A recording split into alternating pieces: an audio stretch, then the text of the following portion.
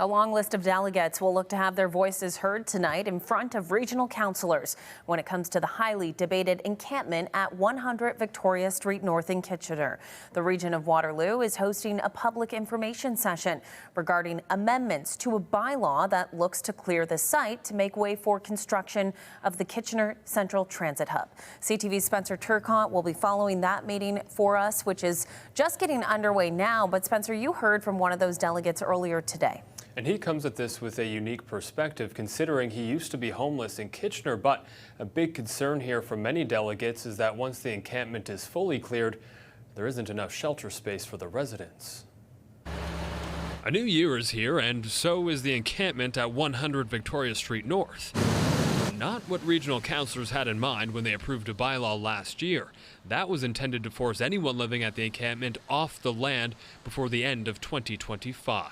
But those plans ground to a halt when a legal challenge arose. The issue, whether the bylaw breaches charter rights. That's being litigated at the Ontario Superior Court of Justice and returns to the courtroom next month. Now the region has proposed amendments to that site-specific bylaw. Some of those recommended changes include requiring all residents to vacate the land by April 1st, 2026, defining a resident as anyone who is living at the site as of April 16th, 2025, and removing the ability to fine people contravening the bylaw.